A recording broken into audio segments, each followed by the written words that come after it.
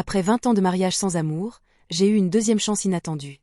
Quand je suis née à nouveau, je me suis retrouvée en plein divorce avec Jacques. La raison?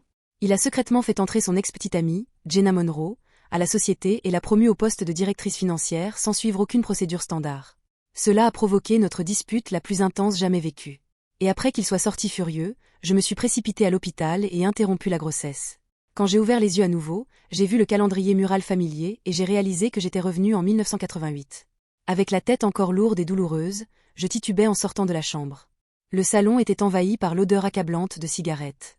Jacques était avachi sur le canapé, ses longues jambes reposant sur la table basse, fumant cigarette après cigarette. La fumée s'enroulait entre ses doigts. Peut-être était-ce la sensibilité de la grossesse ou simplement la lassitude de sentir la même odeur depuis des années. Mais j'ai soudain ressenti une forte envie de vomir en m'entendant retcher. Jacques a tourné la tête pour me regarder, puis s'est lentement levé et est venu vers moi. Ses traits acérés étaient aussi définis que jamais, mais il n'a jamais éteint la cigarette qu'il tenait. J'ai vomi jusqu'à ce qu'il ne reste plus que de la bile, j'ai rincé ma bouche et levé les yeux vers le miroir. La réflexion que j'ai vue était jeune, tellement jeune et pendant un instant, j'étais ébahie. C'était l'époque la plus chaude de l'année à Canton. Le balcon était étouffant sans la moindre brise. Jacques s'appuyait nonchalamment contre la rambarde, l'air complètement indifférent, inspirant profondément. Je parlai comment. Jack, on se divorce. Demain matin à 10 heures, on finalisera cela au bureau des affaires civiles. Il n'y a plus lieu de se torturer mutuellement. Sans lui laisser la chance de parler, j'ai baissé les yeux et j'ai continué. Je sais qu'il ne se passe rien entre vous et Jenna Monroe, mais je ne veux vraiment pas continuer à me disputer à son sujet.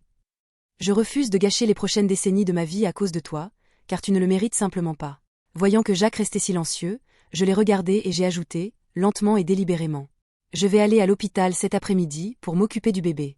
Partons en paix. Une fois divorcé, tu pourras être avec qui tu veux, Jenna Monroe, ou n'importe quelle fille de ton entreprise. Ça m'est égal. En entendant cela, Jacques a finalement réagi. Son regard s'est assombri alors qu'il scrutait mon visage, cherchant apparemment à deviner mes intentions. Un moment plus tard, il a fait tomber la cendre de sa cigarette et a ricané avec mépris. Vraiment? Faire la difficile? Ça ne te va pas. Je n'avais pas envie de me disputer avec lui, alors j'ai simplement murmuré. Oh, avant de saisir mon sac à main usé, prête à partir. Voyant que j'étais sérieuse, Jacques Maes. Houdin saisit le bras, son visage tordu par l'irritation. Arrête ce non-sens. Lorraine, tu auras damgé parfaitement que Jenna et moi sommes innocents. Sais-tu à quel point tu as l'air ridicule en ce moment? Mon entreprise est à une étape cruciale. Je n'ai pas le temps pour tes petits jeux. En plus, tu n'as pas d'emploi ni d'économie. Et maintenant tu parles de te débarrasser de mon enfant? D'où tiens-tu cette audace? Il s'arrêta, comme si une pensée venait de lui traverser l'esprit, puis me regarda avec suspicion. Je dégageai mon bras d'un coup sec et le giflai. Avec un sourire froid, je dis, « Jacques, sais-tu ce que je déteste le plus chez toi? Ton arrogance. Tes illusions. » Dans ma vie passée, Jacques a répété d'innombrables fois qu'il était innocent avec Jenna Monroe. Mais j'ai toujours traité ses paroles comme une plaisanterie. Je connaissais la vérité. Ils utilisaient leur prétendue amitié pour couvrir leur ambiguïté constante. Les murmures dans l'entreprise, le partage accidentel d'un verre de vin. Les contacts physiques décontractés, ils s'en délectaient dans le frisson de l'aventure. Jacques n'était pas en reste face aux défauts inhérents des hommes, calmant mes émotions. J'ai pris une profonde inspiration et j'ai dit avec résolution, « Je vais te divorcer quoi qu'il arrive. Je ne garde pas non plus l'enfant. » Je savais que j'étais cruelle envers le bébé que je portais. Mais je ne pouvais pas laisser Jacques me détruire une seconde fois. Dans ma vie précédente, il m'a fallu près de 10 ans pour réaliser que Jacques ne m'a jamais vraiment aimée. Il m'a poursuivie et m'a épousée par dépit parce que Jenna Monroe avait choisi le fils de son supérieur. Au lieu de lui, voulant se venger d'elle et de ses soi-disant amis qui se moquaient de lui pour satisfaire son ego blessé. Il a posé son regard sur moi. À l'époque, j'avais 18 ans. J'étais belle et confiante, courtisée par beaucoup, reconnue comme la plus belle fille de l'usine textile. J'étais aussi la première fille à porter une robe et des talons hauts au travail à l'usine. Et à me faire une permanente qui ondulait en cascade. À l'époque, j'imaginais une infinité de versions de mon avenir, toutes détruites par Jacques. Après notre mariage, parce que je n'étais pas la femme qu'il voulait vraiment. Parce qu'il n'y avait jamais d'amour, il n'a jamais pris en compte mes sentiments. À l'époque, je ne comprenais pas. Tout ce que je savais faire était de ventiler mon anxiété en cassant des objets, agissant de manière hystérique. C'est seulement quand je l'ai vu avec Jenna Monroe que tout est devenu clair. À l'instant où Jenna a divorcé, il a utilisé l'excuse de elle amitié pour l'introduire dans l'entreprise. Il a même secrètement loué l'appartement que nous avions reçu en cadeau de la part de l'usine textile à elle. Dire que c'était une location était risible. Il ne m'a jamais permis de voir un seul centime de cet argent. Il la traitait avec tant d'attention, comme s'il avait peur de la déranger. même lorsqu'il ressentait son envie de nicotine. Il se retenait et refusait de fumer en sa présence. Alors que sa société de construction prospérait et que sa richesse grimpait en flèche. Il a commencé à l'emmener à des événements haut de gamme, la présentant à ses partenaires d'affaires et à ses amis. Aucun d'entre eux ne connaissait mon existence. Pour eux, Jenna Monroe était l'assistante la plus apte de Jack, sa confidente. Même la nuit où je suis tombée dans l'escalier et me suis réveillée dans cette seconde vie. Jack était avec elle, l'aidant à élargir son réseau, en prévoyant d'investir dans une entreprise juste pour elle. Dans le cœur de Jack, je n'étais rien d'autre qu'une remplaçante. La mère de son enfant, la femme faisant la cuisine à la maison. Jenna était celle à ses côtés, celle qu'il désirait vraiment, son premier amour. Quand il me faisait face, il disait toujours des choses comme « Tu ne comprends pas ». Avec une expression pleine d'impatience et de dédain, il claquait la porte et partait. Chaque fois, il soupirait « Est-ce vraiment nécessaire ?» se pinçant le nez avec irritation évidente. « Lorraine, tu devrais te sentir chanceuse, je te fournis de la bonne nourriture et un confort de vie. Tu n'as pas besoin de travailler ou de te dégrader en buvant avec des clients. Que veux-tu de plus ?» Quand j'étais enceinte et que j'avais saigné à cause de l'épuisement. J'ai quitté mon emploi à l'usine textile sous la persuasion de Jack et je suis devenue femme au foyer.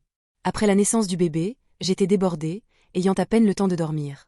Récupérant des poignées de cheveux et luttant pour tout rattraper.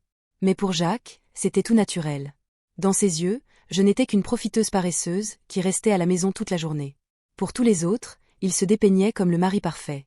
Lorraine reste à la maison, et je m'occupe de tout à l'extérieur. Je vis comme un roi. Il me rabaissait, me rendait dépendante de lui. Tout en louant Jenna Monroe pour ses compétences professionnelles et son indépendance. Revenant brusquement au présent, j'ai masqué mes émotions et ai acquiescé sarcastiquement. Oui, tu as raison. Je ne suis pas satisfait. C'est pourquoi nous devons finaliser le divorce le plus tôt possible. De cette façon, tu pourras aller chercher la petite femme qui dépend entièrement de toi. Jacques, croyant que j'étais jalouse, ricana et me décocha un rire moqueur, desserrant son col.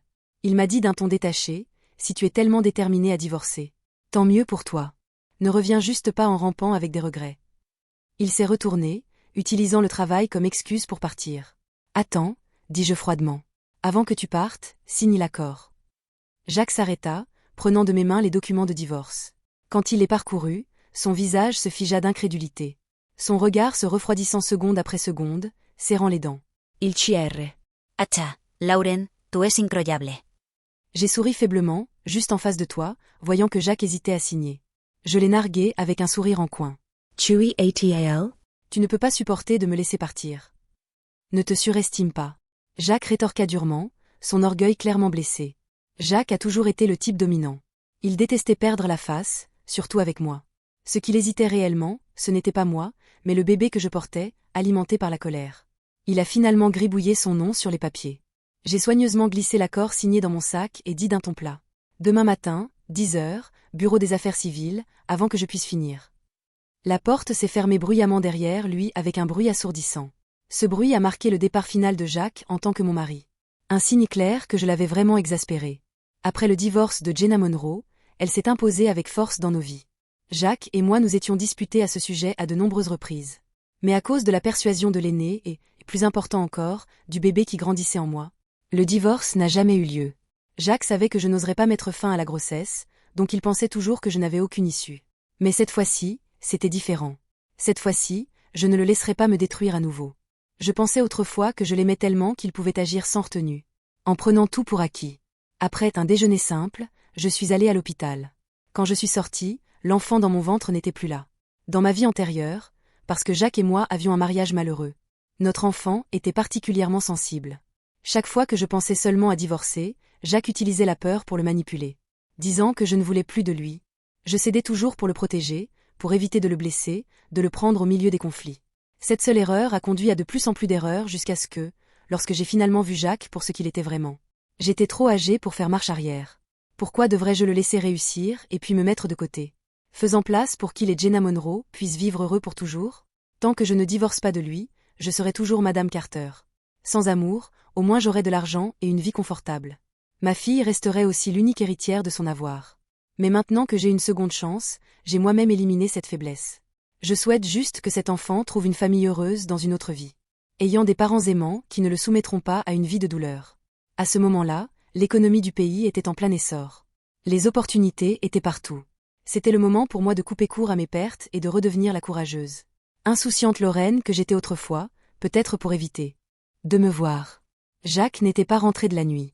Le lendemain matin, alors que j'étais assise au bureau des affaires civiles, je l'ai appelé. Il venait de se réveiller, et j'entendais au loin, faiblement, les rires espiègles d'une femme. C'était la voix de Jenna Monroe. « Lorraine, peux-tu arrêter de faire une scène ?» a dit Jacques impatiemment. J'ai passé la nuit debout, à signer un gros contrat. Je suis épuisée. En entendant cela, j'ai pris une profonde inspiration. Ma voix était pleine de sarcasme. Épuisée ? Je dirais que tu es épuisée du lit dans lequel tu étais. D'accord. Le personnel du bureau des affaires civiles échangeait des regards, clairement intrigué par le drame qu'il surprenait. Jacques, à l'autre bout du fil, a lui aussi perdu patience. Il a émis un rire glacial, sa voix dégoulinant de venin. Lorraine, ne te sers-tu pas de l'enfant que tu portes pour me contrôler ?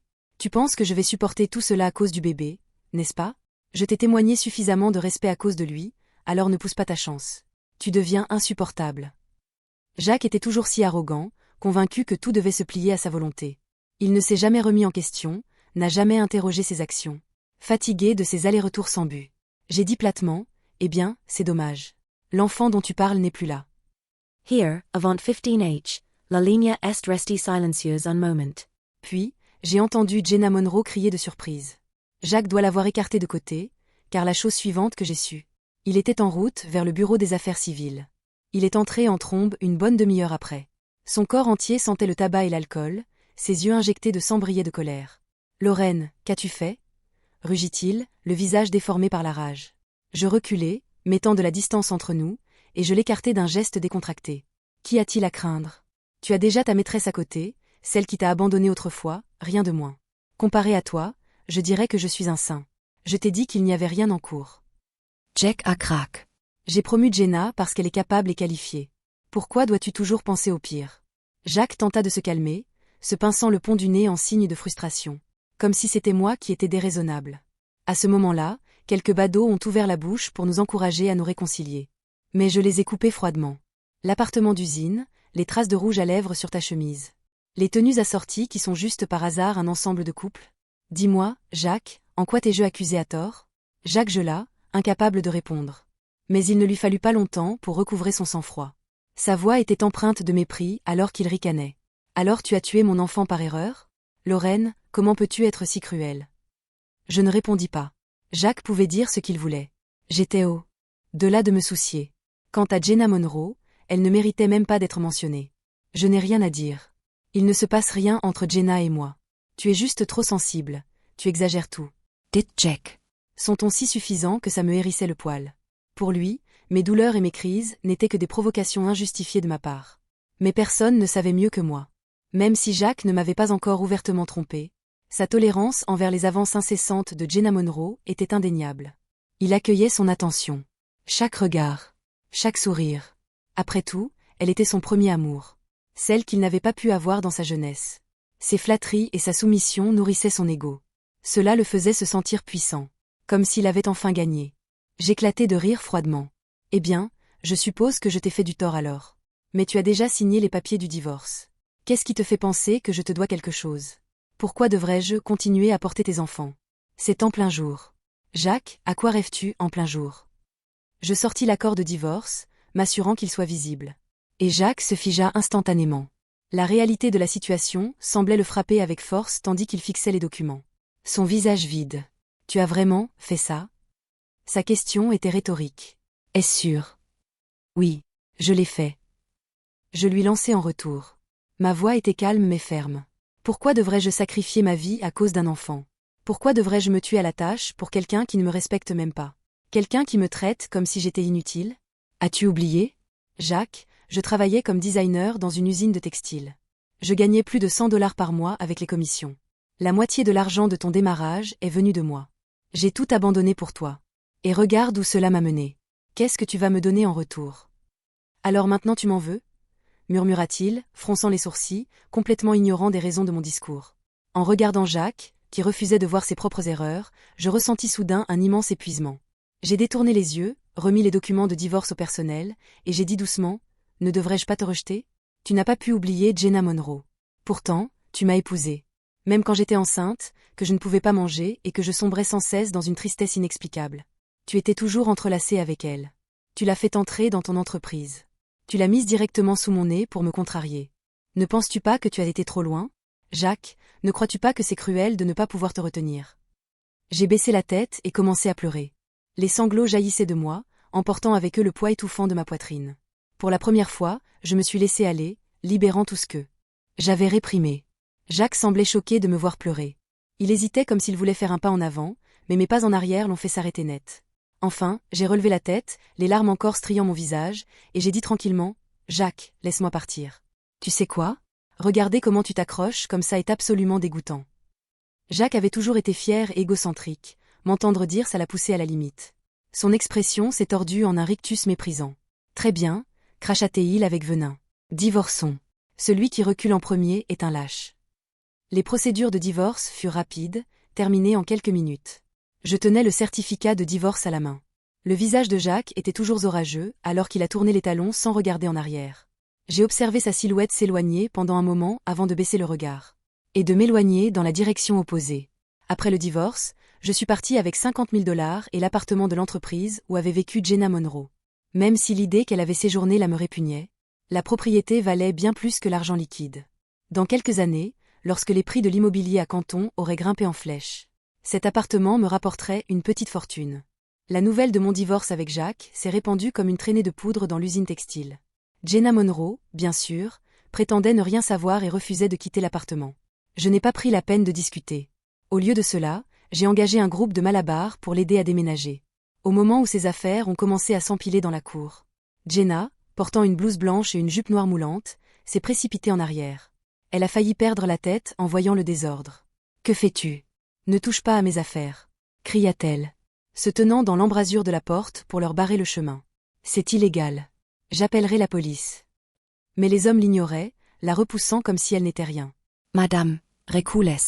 Nous faisons juste notre travail. »« Stop. Jeg dit stop. » Jenna criait, rouge de colère. Lorsque la plupart de ses affaires étaient sorties, je suis sortie de la chambre. Ma posture calme et posée, et j'ai regardé directement dans ses yeux. « Jenna. » J'ai dit d'un ton léger. « Tu n'es plus la maîtresse ici. Je pense qu'il est temps de tourner la page. » Elle m'a lancé un regard furieux, tremblant de colère. Je ne suis pas une maîtresse. Rien ne s'est passé entre Jacques et moi. Nous sommes innocents. J'ai souri vaguement, mon ton dégoulinant de moquerie. Innocence? C'est ainsi que tu appelles ça? Pourquoi es-tu en train de me calomnier ainsi? Jenna Monroe a rétorqué, sa voix frémissante d'indignation.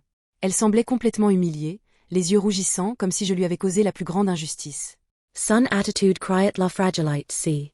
Homme une poupée de porcelaine sur le point de se fissurer. Je n'étais pas émue, en levant les yeux au ciel. Yeritsanai. Laisse tomber.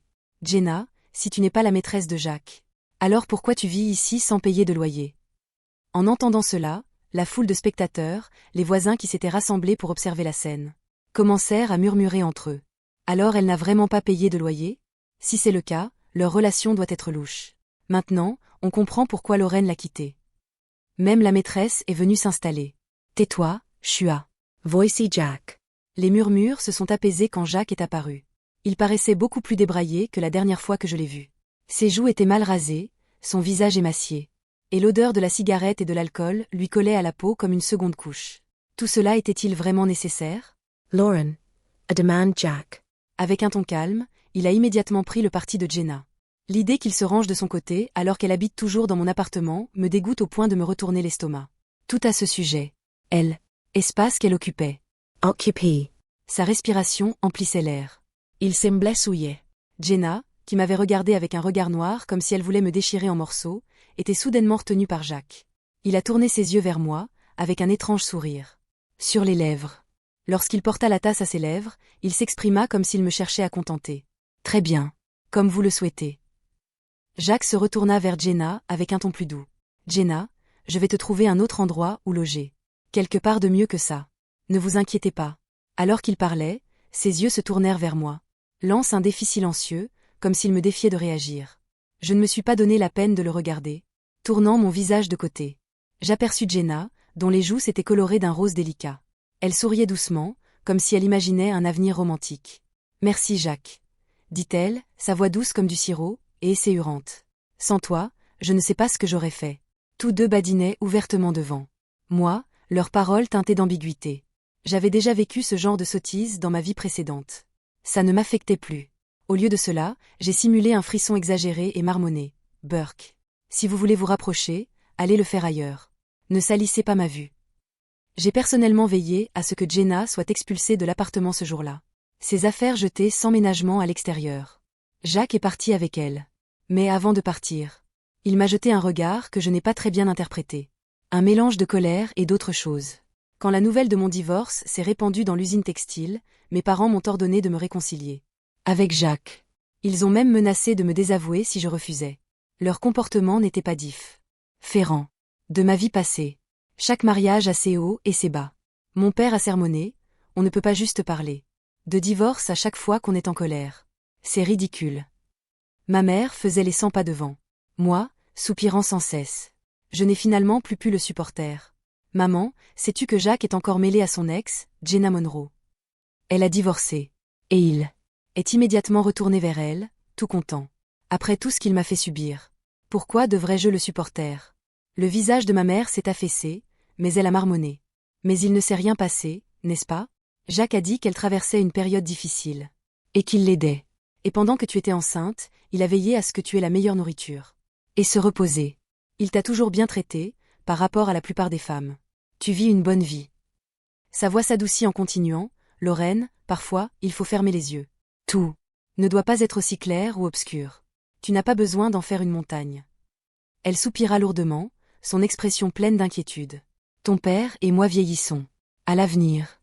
Les seules personnes sur lesquelles tu pourras compter seront Jacques et ton enfant.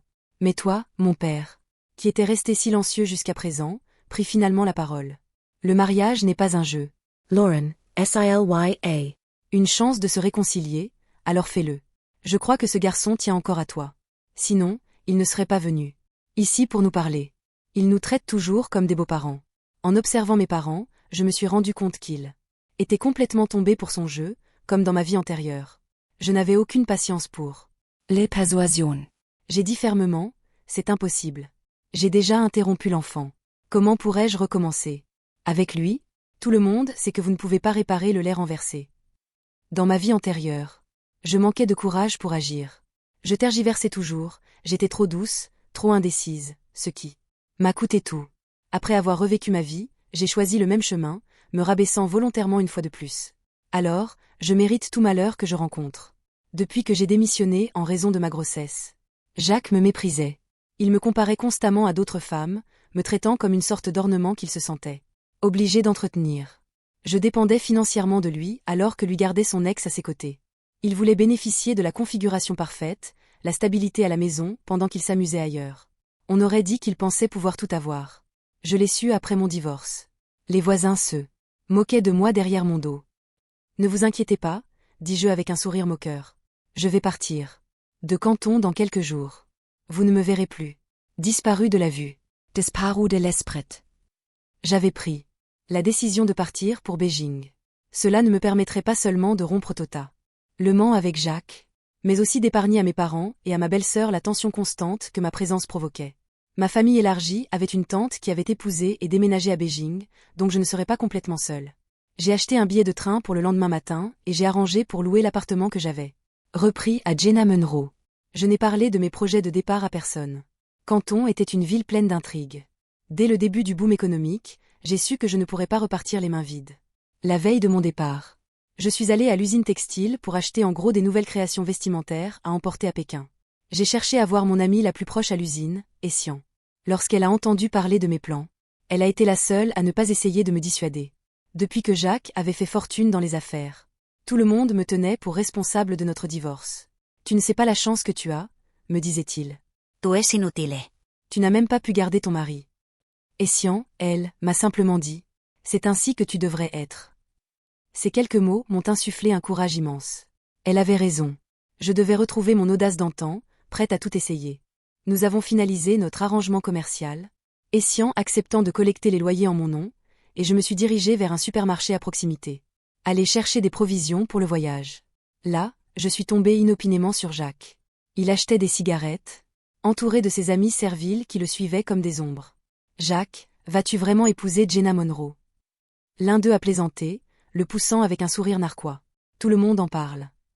En entendant cela, la main de Jacques s'est figée alors qu'il prenait le paquet de cigarettes. Sun visage ss dessombri, etsa voix etate tranchanti. De quoi vous parlez? Il ne se passe rien entre nous. Remarquant l'humeur maussade de Jacques, un autre type, à cheveux jaunes, a rapidement tenté de rattraper les choses. Ouais, exactement. Cette femme a déjà été mariée une fois. Elle n'est pas à la hauteur pour toi, Jacques. Malheureusement, ces paroles ont touché un point sensible, le visage de Jacques. Se tordit, et sans avertissement, il donna un coup de pied violent au tibia du blond. Qui donc traites-tu de marchandise d'occasion? A-t-il grondé. Ne te méprends pas, Jacques. Je ne voulais pas parler de toi. Le blond a bégayé, essayant de s'excuser, réalisant ce qu'il avait sous-entendu. Sun expression chonhea alors chuil sondate prudiment le terrain. Alors, Jacques, envisages-tu de te remettre avec Lorraine? Jacques n'a pas répondu, mais il n'a pas non plus démenti. Les yeux du blond s'élargirent de surprise. Tu sais, Jacques, Lorraine est vraiment bien. Elle est belle, elle sait gérer une maison. Se remettre ensemble ne serait pas une si mauvaise idée. J'ai entendu qu'elle n'avait pas encore trouvé d'emploi. Oui. Si tu apparais pour elle maintenant, alors qu'elle est au plus bas, tu pourrais probablement la reconquérir facilement. Avant que Jacques ne puisse répondre, l'un de ses autres amis, un homme en chemise à fleurs et les cheveux bien peignés, l'a interrompu avec un ricanement. La reconquérir? Quelle ineptie. Tu es trop naïf. On ne couvre pas une femme de la sorte. Sinon, elles passent leur temps à te marcher sur les pieds. Jacques, laisse-la souffrir un peu. Quand elle en aura assez, elle reviendra d'elle-même en rampant. Jacques alluma une cigarette, prit une longue bouffée, et acquiesça d'un hochement de tête, un sourire moqueur apparaissant sur ses lèvres. Tu as raison. Une fois qu'elle aura eu sa dose de difficulté, elle reviendra vers moi. J'ai du temps à perdre. Ils réglèrent leurs achats et partirent, toujours en riant et en bavardant. Je restai caché dans un coin, les regardant s'éloigner, avec un sourire amer entre mes lèvres. Souriant d'un sarcasme silencieux. Le lendemain matin, avant l'aurore, je pris ma valise et me dirigeai vers la gare. Après des jours de voyage, j'arrivai enfin à Pékin. Une semaine plus tard, avec l'aide de ma tante, je commençai à m'installer dans ma nouvelle vie. J'ai loué une petite maison dans une ruelle près de chez ma tantée, et commencé à vendre des vêtements dans le marché. Bien que ce soit épuisant, il y avait une abondance de clients. À Pékin, les vêtements et les petits accessoires du Sud étaient très populaires ici, et tout mon stock était écoulé en 2 semaines. Lorsque j'ai enfin récupéré mes coûts et commencé à faire des profits, j'ai appelé Axiang et lui ai demandé d'envoyer par train un nouveau lot des dernières tendances. Entendant que les vêtements se vendaient bien à Pékin, Axiang était enthousiasmé. Après avoir terminé nos discussions professionnelles, elle change soudainement de sujet, sa voix prenant un ton léger. Lorraine, as-tu entendu parler de Jacques et Jenna Monroe? Surpris par la mention de ces 2 noms, je restai figé un instant. Dans ces jours occupés. Depuis mon départ de Canton, je pensais rarement à mon passé désormais, y compris à ma vie d'avant. Après tout, les gens ont besoin de vivre dans le présent. J'avais eu la rare chance de repartir à zéro. Je ne pouvais pas me permettre de m'enliser dans des griefs passés ou de me complaire dans l'apitoiement sur soi. En baissant les yeux, j'ai demandé sans enthousiasme, non, que s'est-il passé? En entendant ma question, le côté commère d'Axiang s'est manifesté, et elle a dit avec excitation, après ton départ, Jenna Monroe a voulu devenir la vraie patronne de l'entreprise de Jacques. Elle a tout fait pour le séduire. Mais pour une raison quelconque, Jacques l'a tenue à distance, sans être trop proche ni trop distant. Ensuite, devine quoi? Elle a tenté de le droguer, et ça a mal tourné. Jacques l'a licencié sur le champ et il a fini à l'hôpital. Jenna a perdu son emploi, a ruiné sa réputation, et maintenant, elle se cache chez elle, honteuse. Elle l'a bien. D'accord. Axiang marqua une pause avant de continuer avec une note d'inquiétude. Oh, et une dernière chose. L'entreprise de Jacques a récemment changé d'orientation. J'ai entendu dire qu'il planifie de transférer ses opérations à Pékin. Je ne sais pas à qui il est connecté, mais il semble qu'il soit sérieux à propos de l'expansion ici. Si tu ne veux pas te retrouver impliqué avec lui à nouveau, tu devrais être prudent. Compris. Merci. Axiang, répondis-je, après avoir raccroché. Je n'ai pas pu m'empêcher de soupirer. Quel bazar. Je n'aime jamais supposer le pire. Mais connaissant Jacques, il était impossible que cela soit une coïncidence. Il a dû entendre parler de mon localisation à travers mes parents, mais ce que je ne comprenais pas, c'était pourquoi il refusait de me laisser tranquille. Était-ce parce que son orgueil ne pouvait pas accepter de perdre contre moi? L'hiver à Pékin était glacial. La neige a recouvert les rues, et j'ai commencé à vendre des vêtements d'hiver, des doudounes et des manteaux rembourrés. Ça faisait fureur. Je ne voulais pas gérer les remarques de mes amis ou de ma famille. Alors j'ai décidé de ne pas retourner à Canton pour le nouvel an. À la place, j'ai envoyé 300 yuan à mes parents. Pour les fêtes. Le matin du jour de l'an, je n'ai pas installé mon étal. Au lieu de cela, ma tante, qui appréciait les petits luxes, a insisté pour me faire belle. J'ai porté un pull à col roulé gris clair. Dessous de mon manteau noir, assorti avec un jean marine et des bottines à chevilles. Mes cheveux étaient noués en un chignon simple, dévoilant un petit morceau de peau pâle du cou. Mon visage avait un léger touche de maquillage, doux et naturel. Finalement, ma tante a remplacé mes boucles d'oreilles par de petits clous de perles. Puis s'est écartée pour admirer son travail. Ce n'est pas que l'argent, tu sais, tu es dans la fleur de l'âge. Ne gâche pas ta beauté, a-t-elle dit, satisfaite. Si j'avais ton âge, je me parerais tous les jours. Pas comme toi, à toujours courir partout dans ces vêtements déprimants. Tu as encore le meilleur goût. Tata, ai-je répondu avec un sourire, en roulant une écharpe autour de mon cou pour lui faire plaisir. Je devais avouer, avec son aide, je paraissais raffinée et confiante, bien mieux que d'habitude. C'était, après être sortie d'une boutique de vêtements, alourdie par des sacs remplis de nouvelles tenues, que je suis tombée sur Jacques. Ne l'avais pas remarqué au début, mais il était difficile à ignorer. Son regard froid et aigu m'a arrêté dans mon élan, provoquant en moi un frisson, comme si j'avais été plongée dans de l'eau glacée. La rue autour de nous est devenue silencieuse, et en quelques secondes, il s'est approché rapidement pour saisir mon poignet fermement. J'ai lutté, mais sa prise était implacable.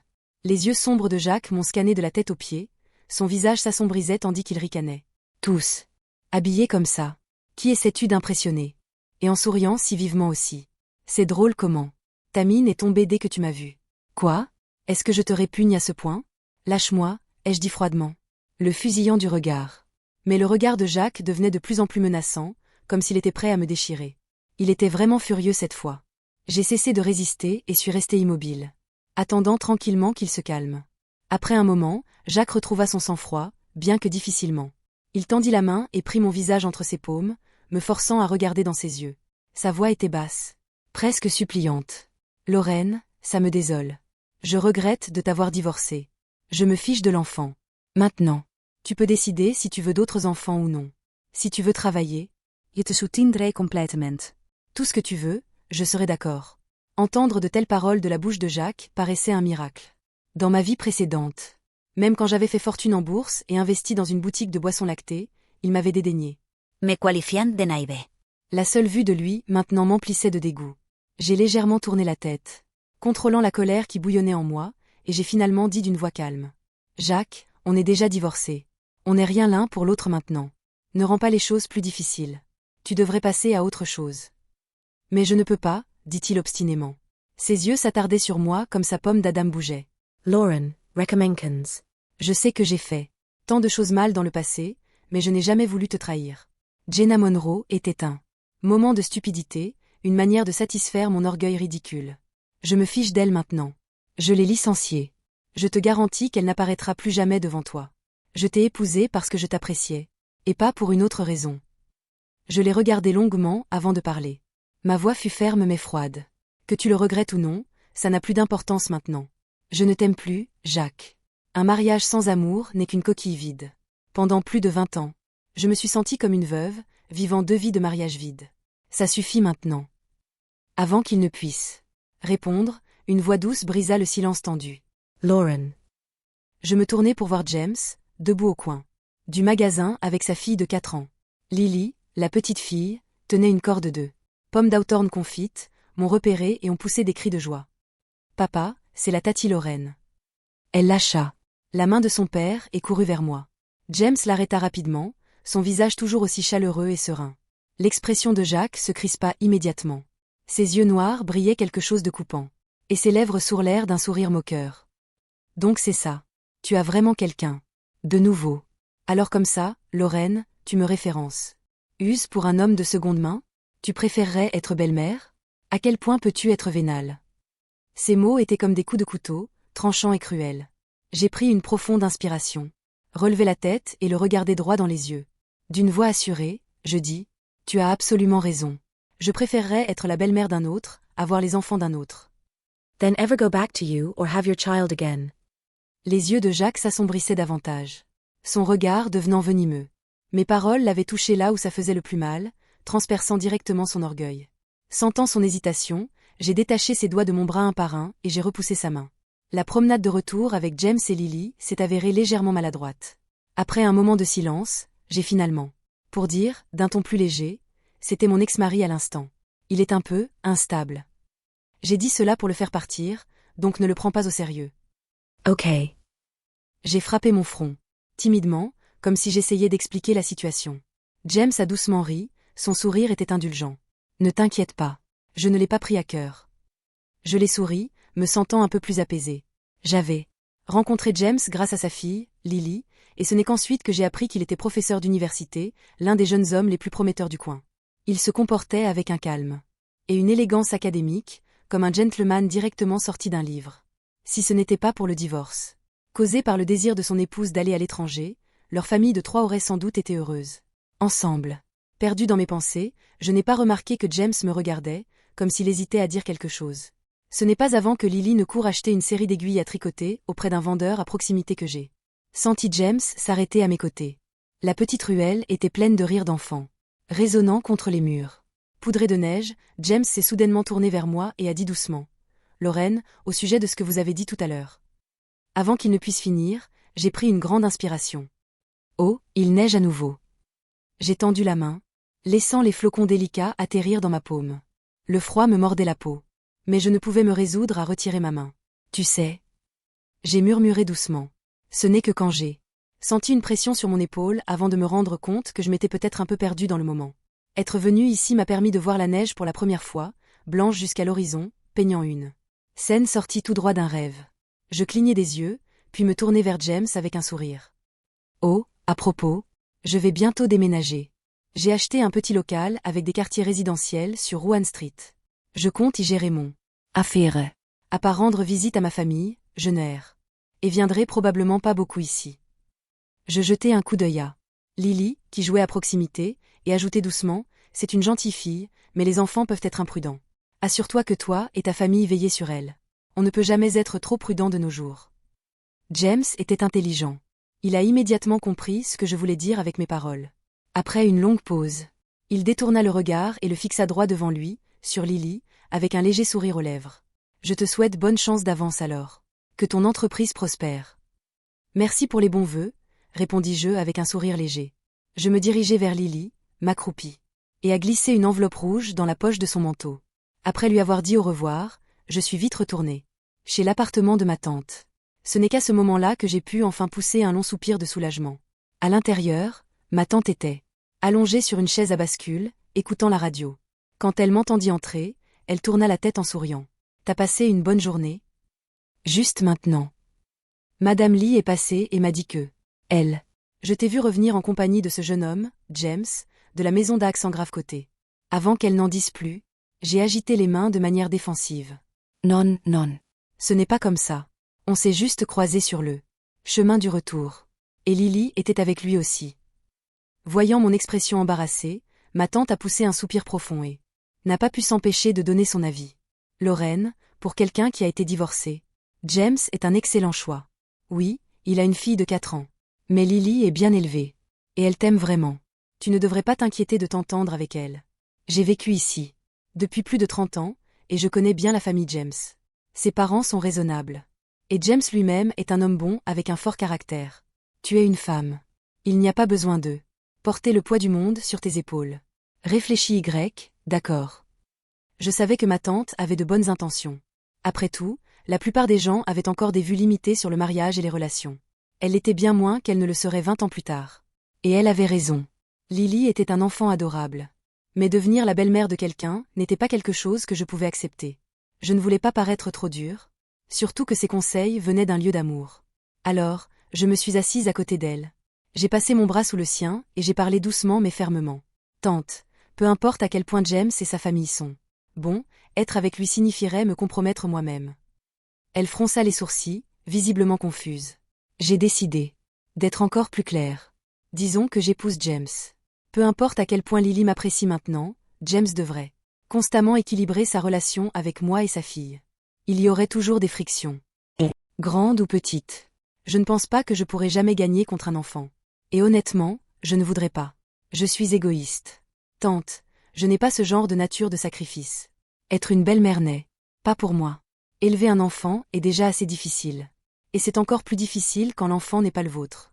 J'ai hésité un instant avant de continuer. Et la mère de Lily? Elle ne l'a pas abandonnée. Elle est juste. À côté pas très loin.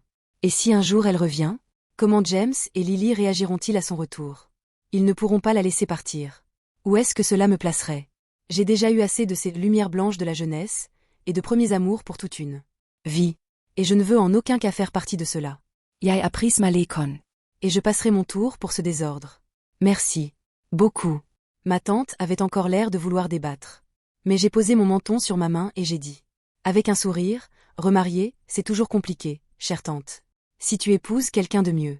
Ketøj, et dominera. Si tu épouses quelqu'un de moins bien, on dira que tu te contentes de moins. Moi, je suis femme d'affaires. Je calcule mieux que quiconque. Je n'ai jamais envisagé de me remarier.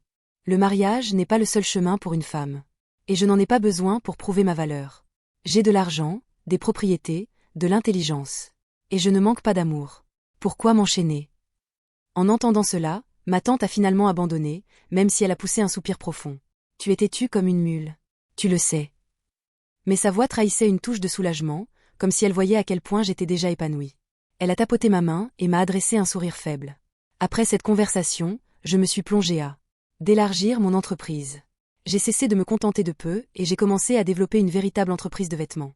À mesure que mon entreprise prospérait, Jacques est inévitablement réapparu, cherchant à se frayer un chemin de retour dans ma vie. Mais peu importe sa persistance, j'étais déjà bien au-delà de son atteinte.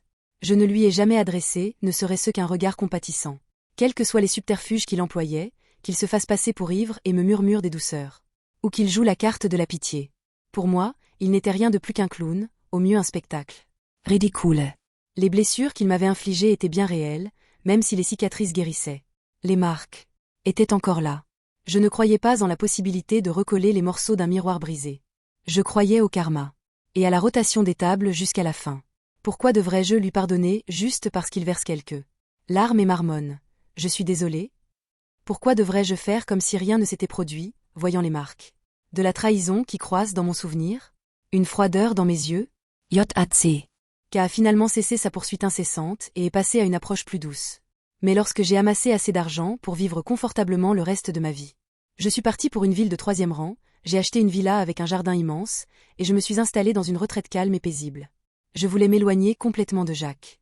Après tout, tant que je restais à la maison, il n'avait aucun moyen de me harceler. Ainsi, je l'ai ignoré pendant 20 ans. Quand il a atteint l'âge de 45 ans, Jacques a été diagnostiqué avec un cancer du poumon en phase terminale, alité dans un lit d'hôpital, faible et affaibli. SA. Famille n'a pu s'empêcher de m'appeler, mais je ne répondais jamais au téléphone. Pas même lorsque le médecin a annoncé sa mort, j'avais dit que je ne lui pardonnerais pas, et j'ai tenu parole. J'ai respecté cette promesse pendant toutes ces années. Vie, dans un passé alternatif. Après la nouvelle de la chute de mon fils et moi-même. Avant de mourir sur le seuil de la maison. Jacques et sa fille, Annie, se précipitèrent chez eux. La pièce était plongée dans l'obscurité quand Annie entra. Et la première chose qu'elle vit fut Jacques serrant contre lui mon corps sans vie, un masque de folie sur le visage. Lorraine, cesse de faire semblant. N'est-ce pas ce que tu voulais? Je suis à la maison maintenant. Jusqu'à quand vas-tu continuer? C'est là? Si tu n'avais pas été aussi déterminée, si tu n'avais pas cessé de te soucier de moi, si tu n'avais pas agi.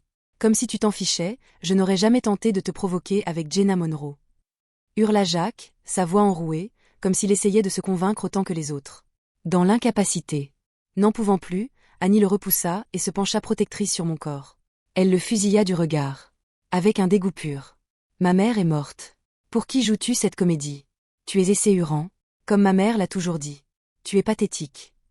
Des larmes montèrent aux yeux d'Annie alors qu'elle articulait ces mots, sa voix tremblante de fureur.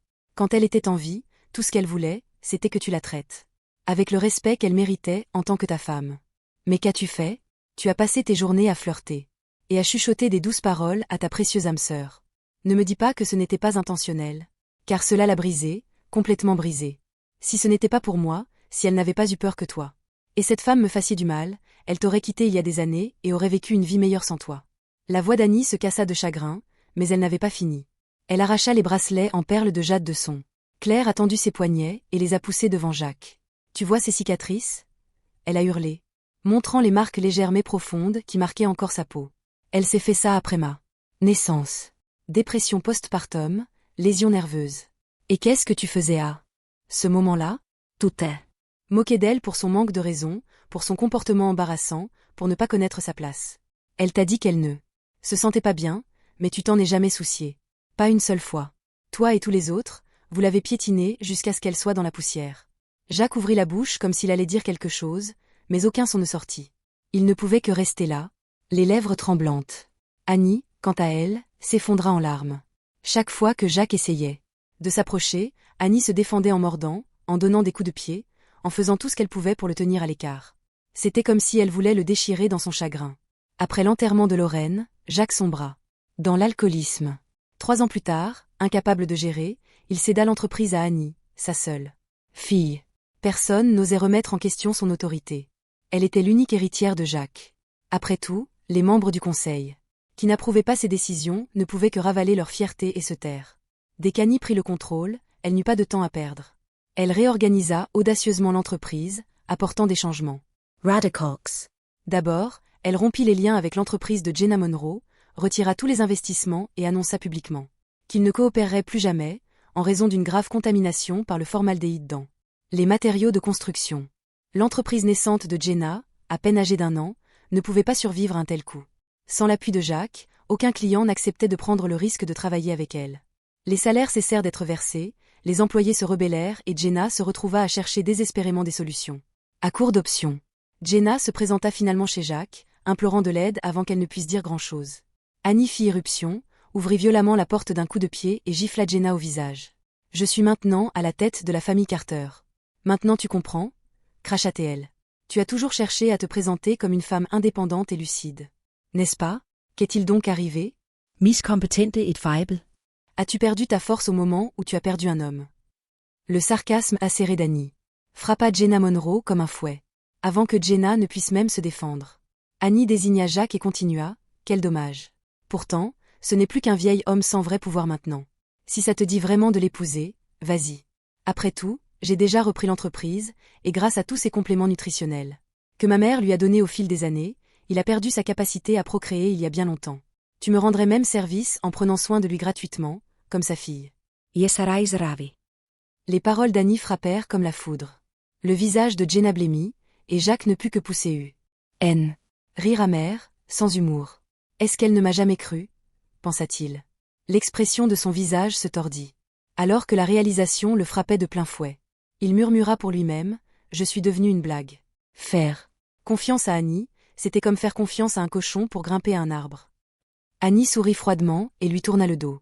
Lorraine avait profondément influencé les choix de vie d'Annie. À la fin, Annie choisit de ne jamais se marier. Même quand elle a décidé qu'elle voulait un enfant, elle est allée dans une banque de sperme, à sélectionner un donneur avec des gènes exceptionnels, et à élever l'enfant seul. Et donc, chacun vécut sa propre version du bonheur. Jacques, cependant, passa ses dernières années dans une disgrâce calme. Annie l'a fait déménager dans la villa de Lorraine, où il avait la liberté de se déplacer partout, sauf dans la chambre de Lorraine. « Tu ne la mérites pas », lui dit Annie sans détour quand il demanda. Même sa demande d'être enterrée avec Lorraine, lorsque le temps viendrait, fut sèchement rejetée. « Tu as déjà dégoûté ma mère pour une vie entière. Je ne vais certainement pas te laisser souiller son chemin vers la réincarnation. » Jacques est mort avec un regret dans le cœur. Pourtant, pour des raisons inconnues, il ouvrit un jour les yeux pour se retrouver dans sa jeunesse. La ligne entre rêve et réalité s'est estompée, mais une chose était claire. Lorraine était en vie.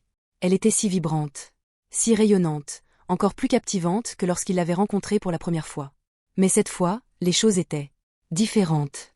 Ils étaient déjà divorcés. Leur fille n'existait pas. Et leur relation était glaciale au mieux. Jacques pensait que s'il la traitait avec un véritable soin et une sincérité, s'il lui montrait à quel point il avait changé, elle lui pardonnerait. Pourtant, même lorsqu'il est tombé malade du cancer du poumon, quand la chimiothérapie l'a réduit à une coquille vide, Lorraine est restée indifférente.